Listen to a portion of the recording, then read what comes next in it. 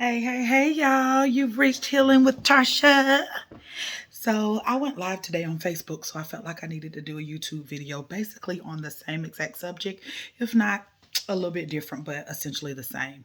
So we're talking about energy suckers and how we are giving out our energy and basically giving time and energy to people who are not reciprocating. They're not feeding back into us the way that we feed into them. Okay.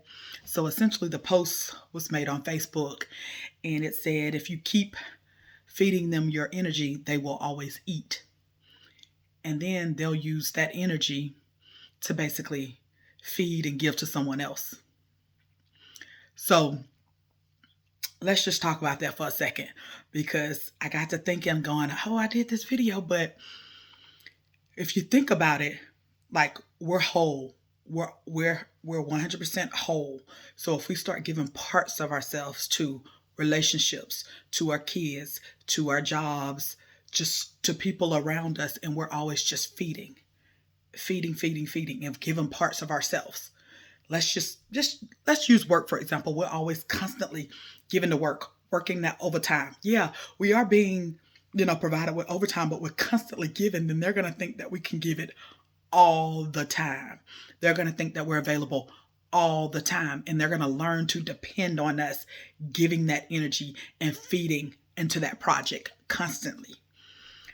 So it's kind of one-sided, because if you ever get to a point where you no longer want to do it, they're just going to keep leaning on you to do it. That's how it works in relationships. That's how it works in friendships. That's how it works just with your kids in general. You got to learn when to pull back, and you got to learn when it's only being given and you're not receiving that same exact amount of energy that you're giving out. So that's what I wanted to talk about. We need to make sure that we're always in a 100% surplus. And if we aren't, we need to recognize that we aren't. And then we need to fix it so that we're not constantly giving ourselves to everybody all the time. Okay. So that goes for friendships, and that goes for relationships, and that goes for our kids. My kids, they used to tug on me a lot, and I felt like, oh, I'm their mom, so I should be giving. But I've pulled back. I've pulled back some, and I've learned to say no. Even to my kids, I've learned to say no, and I've learned to say, hey, at this moment, you literally have everything that you need. And at this point, my kids have everything they want. They could always want more, but they ain't getting it. But it just goes to say that with your kids, everything is kind of lopsided. But in any other relationships, it should never be lopsided. People should always be given as much as they're receiving. So let's take relationships and just use that. And we could take the relationship with your spouse or your boyfriend or your girlfriend. Let's take that and use that as an example of you literally. My son is coming in the room. Why he coming in the room when he know I'm doing a video? But like I said, I never edit my videos, and I always give it raw and real. So, little boy, if you don't. So let's just take relationships for an example. Relationships.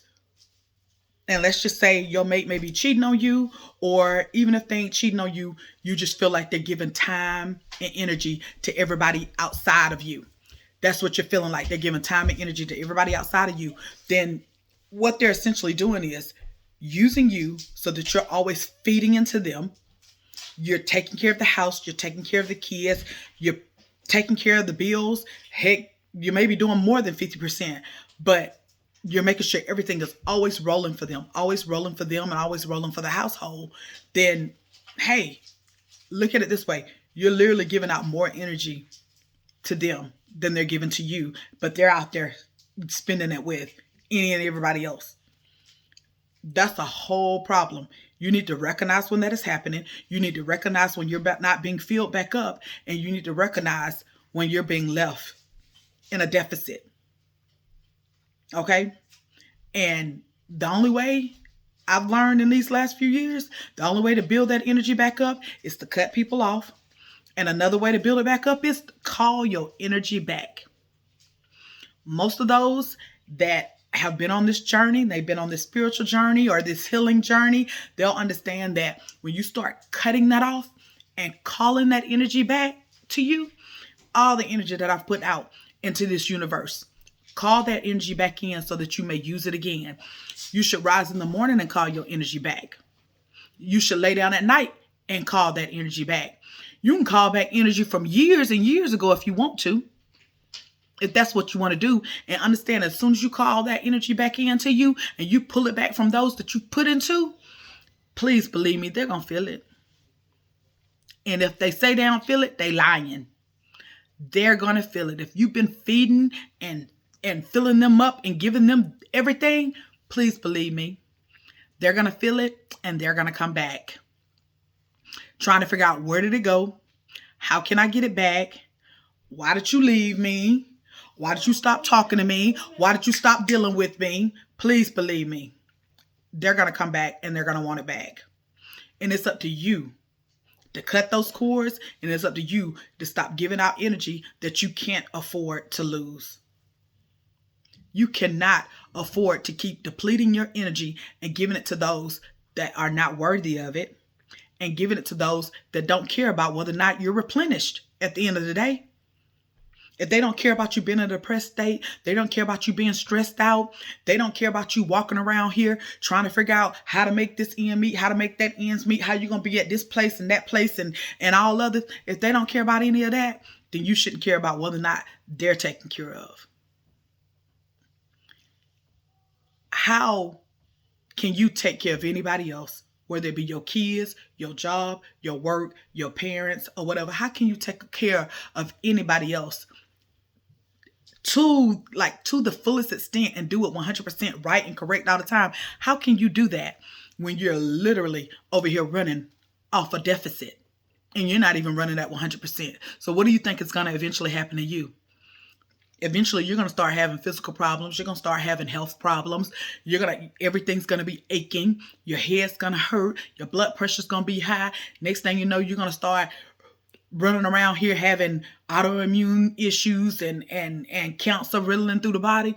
I literally believe, and I've always believed this, I literally believe that everything that happens to you physically, such as cancer or lupus or autoimmune diseases or blood pressure, arthritis, everything that happens to you physically is literally a manifestation of everything that you're going through that you won't learn to deal with. And it may not happen immediately, but then it could just hit you with a ton of bricks. The next thing you know, you overweight and you're stressed out and you're depressed and you're having problems and issues, and all of a sudden physical stuff starts manifesting and you're over here digging yourself out of a ditch because you got so many health problems you don't know how to deal with them and what to do with them.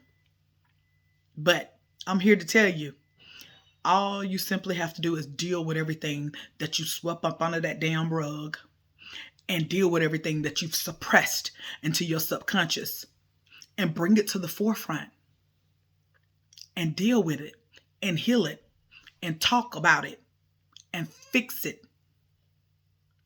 And if you can't fix it, then you just learn to manage it so that it doesn't trigger you. Those triggers are everything. When you're triggered by something, you need to figure out, why are you triggered, for one? Why are you triggered, and what can you do so that you can, I'm not saying the triggers will go away. All I'm saying is they won't mean as much. Okay? They won't affect you in the way in which they used to affect you. To the point where you just realize that, oh man, I used to get really bothered by that, but I don't get bothered by it anymore. That's when you know you're healing and you're working through things that used to just drop you to your knees in tears, and it no longer bothers you to your core. Understand me? So work on these energy suckers that are not feeding in you the same way you feed into them. Okay? So again, you reached Healing with Tarsha.